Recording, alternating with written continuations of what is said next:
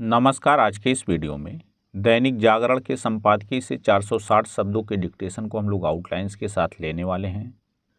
अगर आपको इस डिक्टेशन के आउटलाइंस की ज़रूरत है तो आप हमारे शॉर्ट हैंड टीम ऐप को प्ले स्टोर से डाउनलोड कर सकते हैं, और अगर आपको इस डिक्टेशन की PDF की ज़रूरत है तो आप टेलीग्राम ग्रुप को ज्वाइन कर लें। लिंक इसी वीडियो के ठीक नीचे डिस्क्रिप्शन बॉक्स में आपको मिल जाएगा। इस डिक्टेशन को हम 3 अलग अलग स्पीड में लेंगे। पहली बार में 70 की स्पीड में, दूसरी बार में 80 की स्पीड में, तो तीसरी और आखिरी बार में इसी डिक्टेशन को हम लोग 90 की स्पीड में लेने वाले हैं। तो 70 की स्पीड में आपका डिक्टेशन स्टार्ट होगा 5 सेकंड के बाद। तब तक के लिए आप रेडी रहें।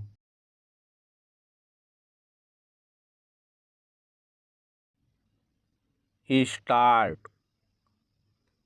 यह समझना कठिन है कि लोकसभा में आपातकाल के खिलाफ लाए गए प्रस्ताव को लेकर कांग्रेस ने हंगामा करना आवश्यक क्यों समझा। क्या कांग्रेस आपातकाल को सही मानती है या फिर यह चाहती है कि लोकतंत्र को कलंकित करने और संविधान का निरादर करने वाले इस तानाशाही भरे कदम का स्मरण नहीं किया जाना चाहिए। यदि ऐसा कुछ नहीं है तो फिर उसे स्पष्ट करना चाहिए कि लोकसभा अध्यक्ष ओम बिरला ने आपातकाल के संदर्भ में जो कुछ कहा उससे उसे शिकायत क्यों है। यदि कांग्रेस को आपातकाल के दौरान मारे और प्रताड़ित किए गए लोगों की याद में 2 मिनट के मौन का प्रस्ताव रास नहीं आया तो हंगामा करने की क्या ज़रूरत थी।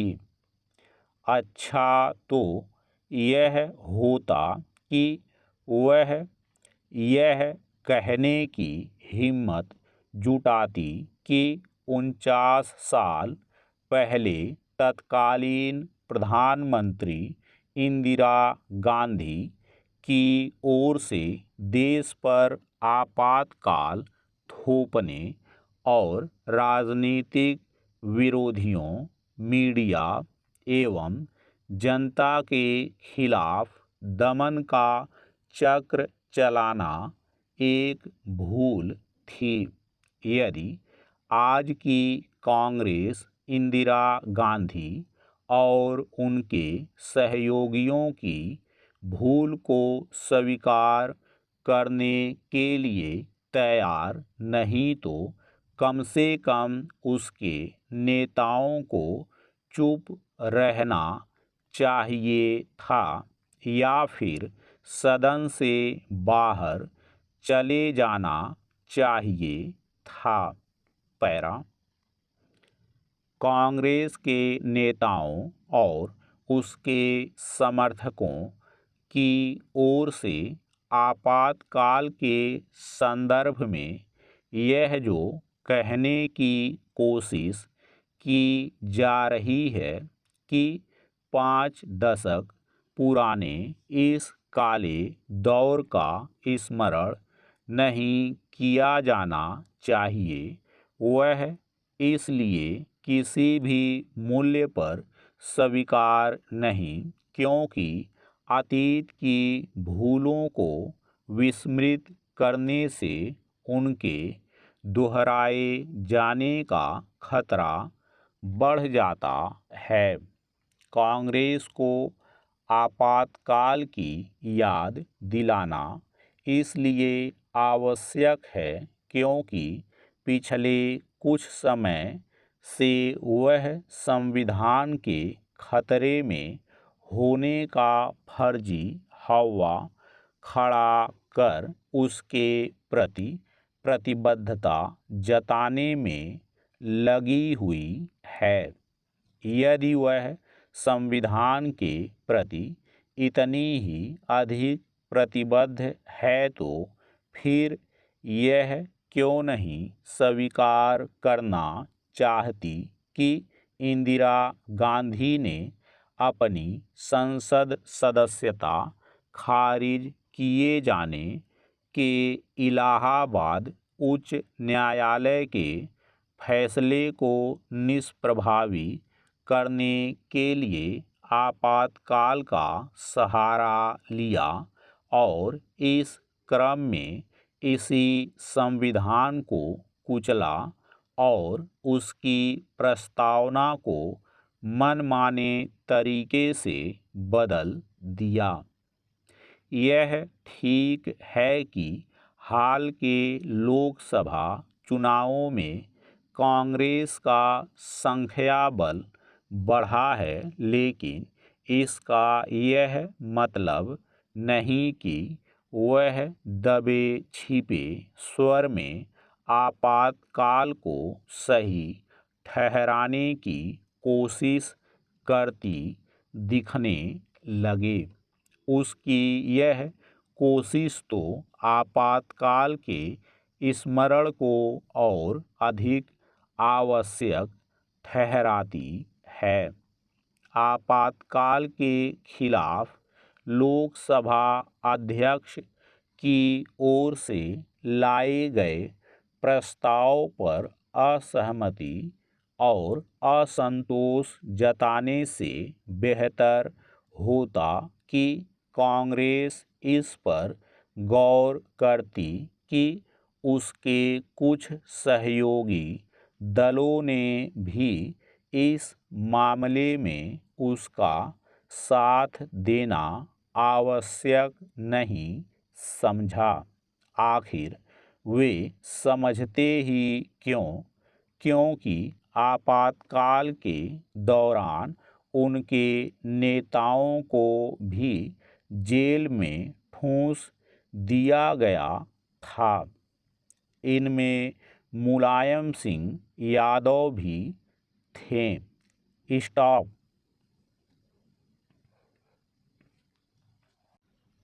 दोस्तों, इसी डिक्टेशन को दूसरी बार में हम लोग 80 की स्पीड में लेंगे और आपका समय स्टार्ट होगा 5 सेकंड के बाद। तब तक के लिए आप रेडी रहें।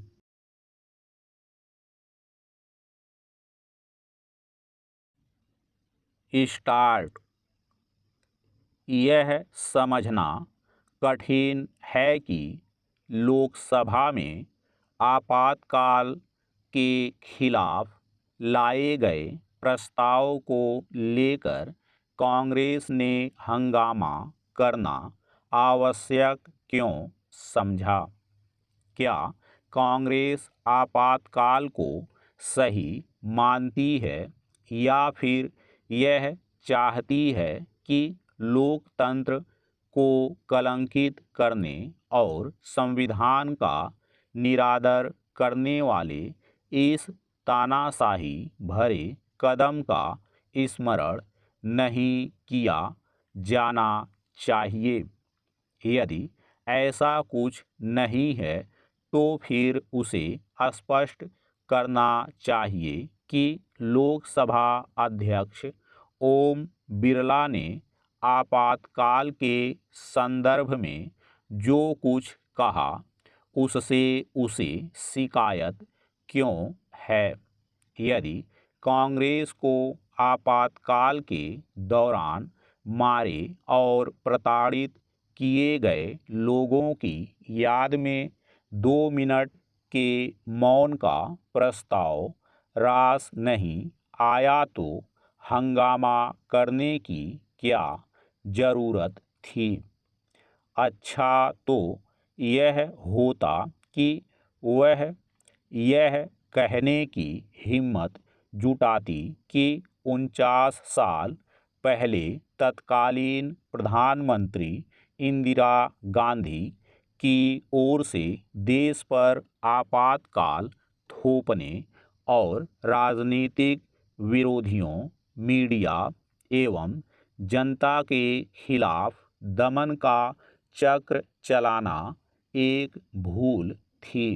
यदि आज की कांग्रेस इंदिरा गांधी और उनके सहयोगियों की भूल को स्वीकार करने के लिए तैयार नहीं तो कम से कम उसके नेताओं को चुप रहना चाहिए था या फिर सदन से बाहर चले जाना चाहिए था।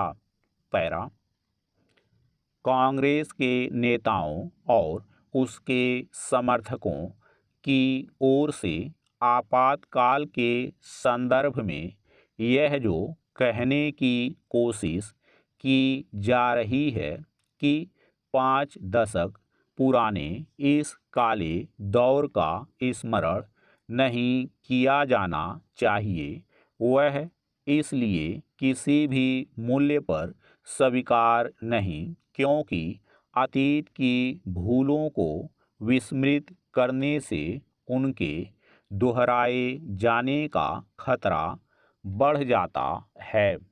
कांग्रेस को आपातकाल की याद दिलाना इसलिए आवश्यक है क्योंकि पिछले कुछ समय से वह संविधान के खतरे में होने का फर्जी हवा खड़ा कर उसके प्रति प्रतिबद्धता जताने में लगी हुई है। यदि वह संविधान के प्रति इतनी ही अधिक प्रतिबद्ध है तो फिर यह क्यों नहीं स्वीकार करना चाहती कि इंदिरा गांधी ने अपनी संसद सदस्यता खारिज किए जाने के इलाहाबाद उच्च न्यायालय के फैसले को निष्प्रभावी करने के लिए आपातकाल का सहारा लिया और इस क्रम में इसी संविधान को कुचला और उसकी प्रस्तावना को मनमाने तरीके से बदल दिया। यह ठीक है कि हाल के लोकसभा चुनावों में कांग्रेस का संख्याबल बढ़ा है, लेकिन इसका यह मतलब नहीं कि वह दबे छिपे स्वर में आपातकाल को सही ठहराने की कोशिश करती दिखने लगे। उसकी यह कोशिश तो आपातकाल के स्मरण को और अधिक आवश्यक ठहराती है। आपातकाल के खिलाफ लोकसभा अध्यक्ष की ओर से लाए गए प्रस्ताव पर असहमति और असंतोष जताने से बेहतर होता कि कांग्रेस इस पर गौर करती कि उसके कुछ सहयोगी दलों ने भी इस मामले में उसका साथ देना आवश्यक नहीं समझा। आखिर वे समझते ही क्यों, क्योंकि आपातकाल के दौरान उनके नेताओं को भी जेल में ठूंस दिया गया था। इनमें मुलायम सिंह यादव भी थे। स्टॉप। दोस्तों, इसी डिक्टेशन को तीसरी और आखिरी बार में हम लोग 90 की स्पीड में लेंगे और आपका समय स्टार्ट होगा 5 सेकंड के बाद। तब तक के लिए आप रेडी रहें।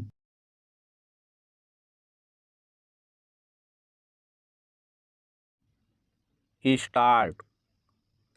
यह समझना कठिन है कि लोकसभा में आपातकाल के खिलाफ लाए गए प्रस्ताव को लेकर कांग्रेस ने हंगामा करना आवश्यक क्यों समझा। क्या कांग्रेस आपातकाल को सही मानती है या फिर यह चाहती है कि लोकतंत्र को कलंकित करने और संविधान का निरादर करने वाले इस तानाशाही भरे कदम का स्मरण नहीं किया जाना चाहिए। यदि ऐसा कुछ नहीं है तो फिर उसे स्पष्ट करना चाहिए कि लोकसभा अध्यक्ष ओम बिरला ने आपातकाल के संदर्भ में जो कुछ कहा उससे उसे शिकायत क्यों है। यदि कांग्रेस को आपातकाल के दौरान मारे और प्रताड़ित किए गए लोगों की याद में 2 मिनट के मौन का प्रस्ताव रास नहीं आया तो हंगामा करने की क्या जरूरत थी। अच्छा तो यह होता कि वह यह कहने की हिम्मत जुटाती कि 49 साल पहले तत्कालीन प्रधानमंत्री इंदिरा गांधी की ओर से देश पर आपातकाल थोपने और राजनीतिक विरोधियों, मीडिया एवं जनता के खिलाफ दमन का चक्र चलाना एक भूल थी।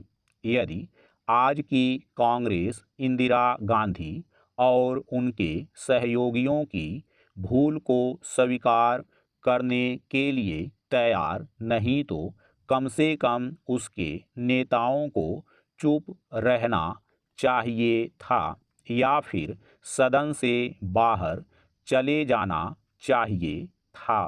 पैरा कांग्रेस के नेताओं और उसके समर्थकों की ओर से आपातकाल के संदर्भ में यह जो कहने की कोशिश की जा रही है कि 5 दशक पुराने इस काले दौर का स्मरण नहीं किया जाना चाहिए, वह इसलिए किसी भी मूल्य पर स्वीकार नहीं क्योंकि अतीत की भूलों को विस्मृत करने से उनके दोहराए जाने का खतरा बढ़ जाता है।